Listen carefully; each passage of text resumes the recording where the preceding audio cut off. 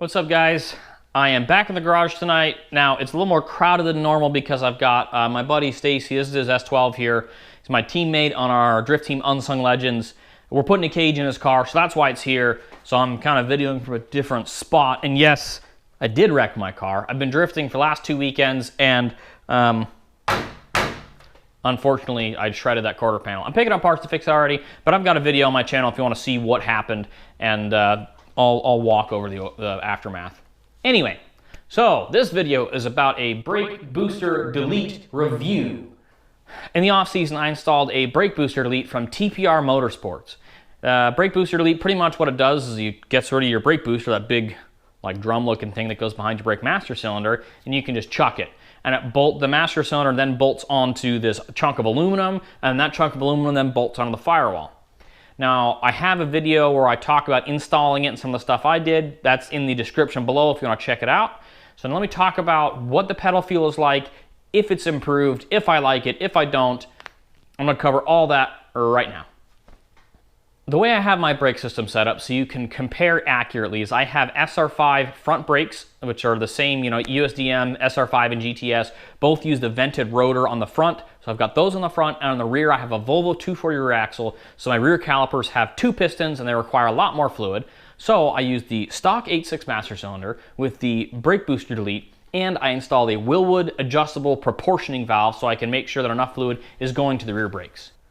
I installed the booster delete because I wanted to free up some space in my engine bay, I wanted to clean things up, and I wanted to get a better pedal feel for drifting, especially for left foot braking, because when you're trying to left foot brake with the booster, it just feels really weird and mushy, and it's really hard to tell how hard you are on the brakes. One of the downsides of installing a booster delete is that the pedal is harder to push. Now, what I mean by that is it's harder to stop the car. It requires more force on the brake pedal to stop the car. I didn't re-drill the clevis or the push rod mounting point on the brake pedal. A lot of people will do that. They move the mounting point up so you've got more leverage on it. I didn't do that. I left it in the stock spot because I wanted to see how it felt before I decided to change it. And honestly, I'm happy with the stock spot. I drove around the Myrtle Beach Speedway on the oval there. I got to the top of 3rd gear and slammed on the brakes. I was able to lock up all 4 tires, no problem. For left foot braking and for just driving in general, the pedal feel is awesome. I love it. I feel so much more connected to the car, and especially for left foot braking, I can really dial in how much pressure and how much I want to slow the car down when I'm trying to, suck up right next to the other guy during tandems. Honestly, super happy with it. I have no problems with it. I would not hesitate to drive my car on the street like this, but it does take a little bit of getting used to. So if you're going to install a booster delete, just make sure you get used to it first before you go, ripping around on the street with it. Make sure to figure out, how much pressure you need to apply to lock up the brakes. Now, one thing additionally that I would recommend doing with the brake booster delete is also a master cylinder brace. So pretty much the firewall on the 8.6 is pretty thin.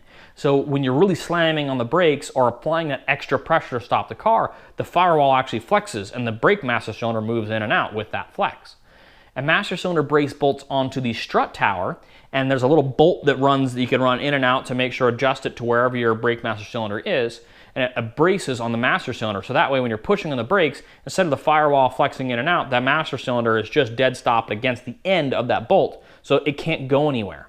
I've installed those on Subarus and other cars in the past, and I haven't installed one on my 8.6 yet, but it's high up on my to-do list because I know that's going to improve my pedal feel even more. If you got any questions, make sure to put them in the comments. Like, comment, subscribe, all that stuff. Thanks, guys.